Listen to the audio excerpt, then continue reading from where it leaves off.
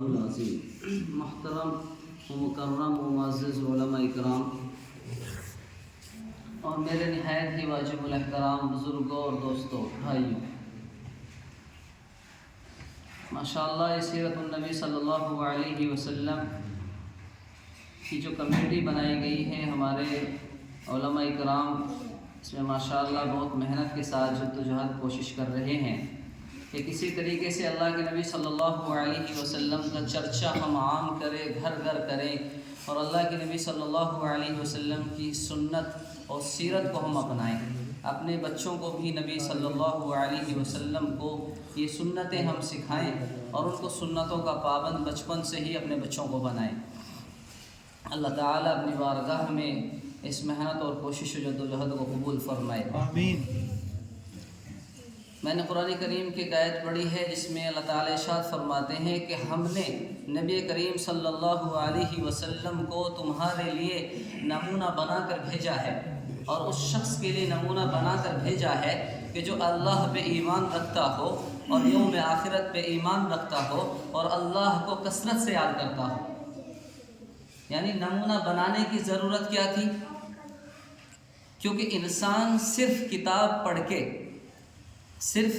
پڑھ کے کوئی علم، کوئی فن، کوئی ہنر صرف کتاب پڑھ کے حاصل نہیں کر سکتا ہے۔ تو اسی طرح سے جناب رسول اللہ صلی اللہ علیہ وسلم کو ہم سب کے لیے نمونہ بنا کر کے بھیجا ہے اللہ نے۔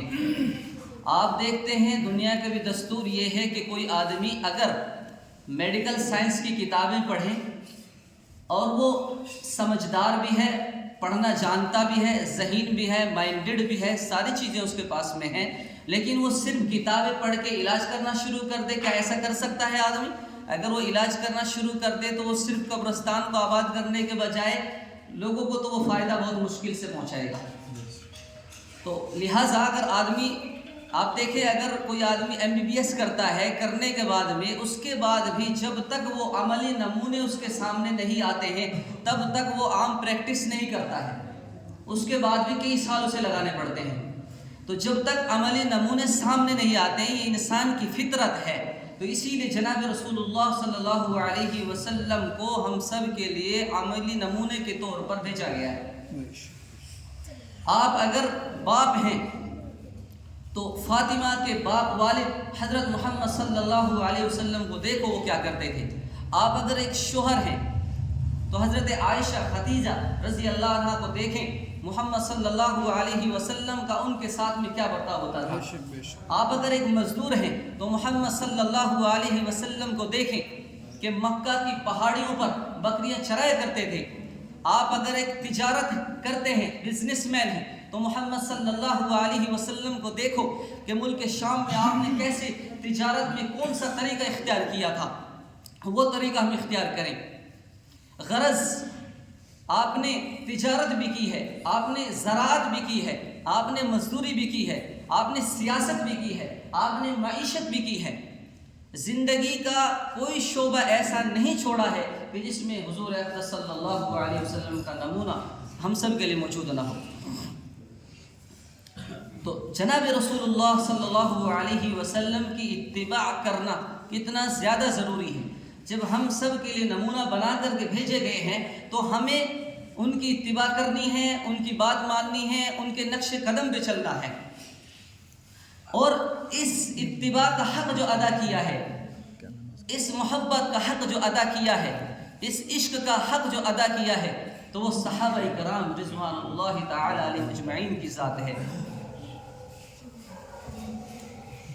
اللہ کے نبی صلی اللہ علیہ وسلم مسجد نبوی میں خطاب فرما رہے ہیں۔ آپ صلی اللہ علیہ وسلم نے دیکھا کہ کناروں پہ کچھ لوگ کھڑے ہوئے ہیں، تو اللہ کے نبی صلی اللہ علیہ وسلم نے ان سے کہا کہ بیٹھ جاؤ۔ حضرت عبداللہ بن مسعود رضی اللہ تعالی عنہ وہ بھی تشریف لا رہے ہیں، سڑک پہ ہیں، ابھی مسجد نبوی کی طرف آ رہے ہیں، کان میں آواز آ گئی کہ بیٹھ جاؤ۔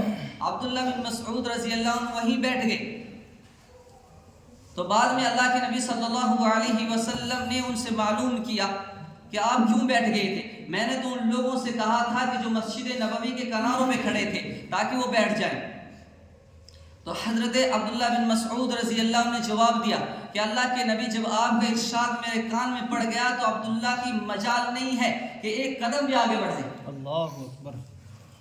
یہ اتباع تھی، یہ ادب تھا اللہ کے نبی صلی اللہ علیہ وسلم کا. اور آپ دیکھیں میدان جنگ میں بھی صحابہ نے کیسے ادب کیا ہے اللہ کے نبی صلی اللہ علیہ وسلم کا، کیسے لحاظ کیا ہے اللہ کے نبی کا. حضرت ابو دجانہ رضی اللہ تعالی عنہ ایک صحابی ہیں اور میدان احد میں دیکھ رہے ہیں کہ اللہ کے نبی صلی اللہ علیہ وسلم کے اوپر تیروں کی بارش کی جا رہی ہے. ابو دجانہ چاہتے ہیں کہ میں کس طریقے سے آڑ بن سکوں، تو پھر یہ بھی دیکھ رہے ہیں کہ ایسا نہ ہو کہ میں اپنے سینے کو کفار کی طرف کروں اور پیٹھ اللہ کے نبی کی طرف ہو جائے، یہ مجھے گوارا نہیں ہے. اور اللہ کے نبی صلی اللہ علیہ وسلم کی آڑ بن گئے اور انہوں نے کیا کیا، یعنی پشت کو پیٹھ کو جو ہے وہ کفار کی طرف کیا اور سینے کو اللہ کے نبی صلی اللہ علیہ وسلم کی طرف کیا. یعنی ادب کا لحاظ میدان جنگ میں بھی کرتے ہیں صحابہ. یہ صحابہ ہے. کیسی محبت ہوگی، کیسا عشق ہوگا، کیسی دیوانگی تھی صحابہ کو اللہ کے نبی صلی اللہ علیہ وسلم سے. حضرت عثمان غنی رضی اللہ تعالی عنہ کو اللہ کے نبی صلی اللہ علیہ وسلم نے اپنا ایلچی قاصد میسنجر بنا کر کے مکہ مکرمہ بھیجا ہے. تو حضرت عثمان غنی رضی اللہ تعالی عنہ جب مکہ مکرمہ پہنچتے ہیں اپنے چچا زاد بھائی کے یہاں ٹھہر جاتے ہیں. صبح میں سرداروں کے پاس میں جاتے ہیں مذاکرات کے لیے. حضرت عثمان غنی رضی اللہ تعالی عنہ، آپ توجہ ادھر فرمائے، حضرت عثمان غنی رضی اللہ تعالی عنہ جاتے ہیں اپنے چچا زاد بھائی کے ساتھ میں جاتے ہیں مذاکرات کرنے کے لیے.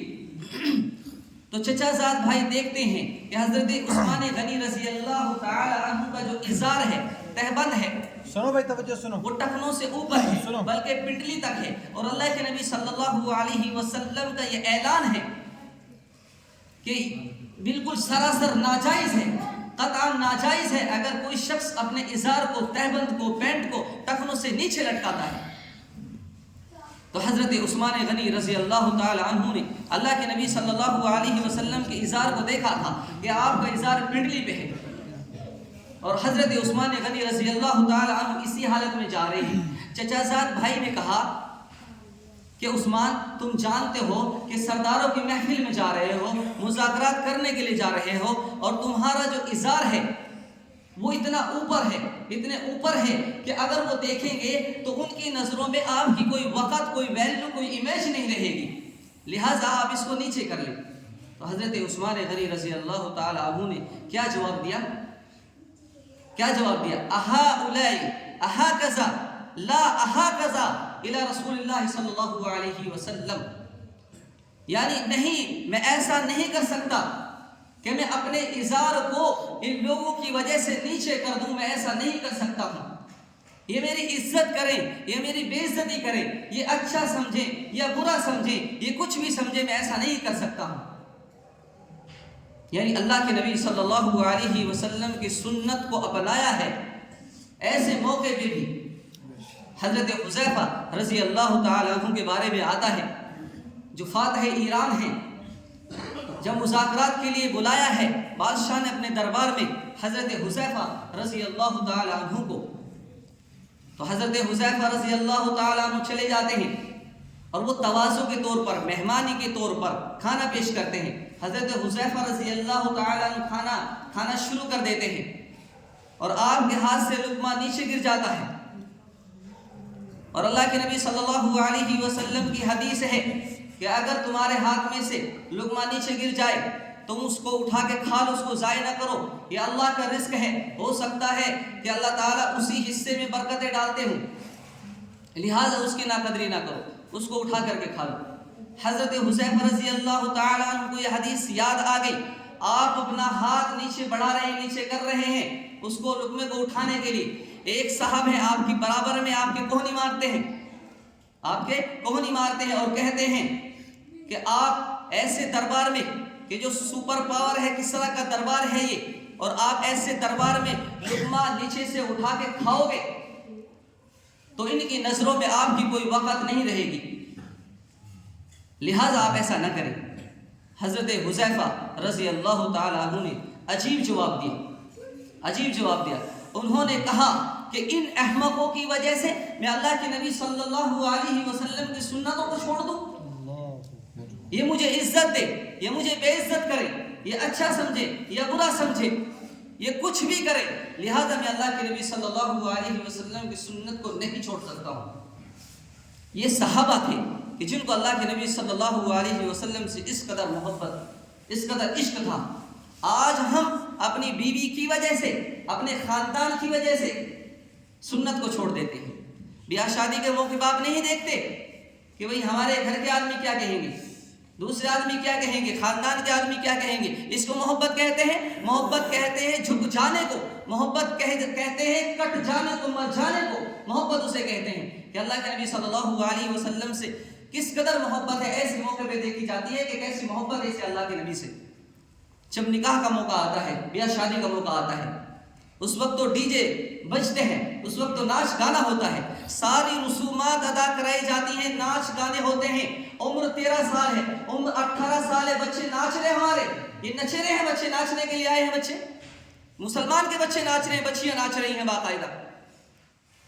تو کیا اللہ کے نبی صلی اللہ علیہ وسلم کی تعلیمات ان کی زندگی میں نہیں ہیں؟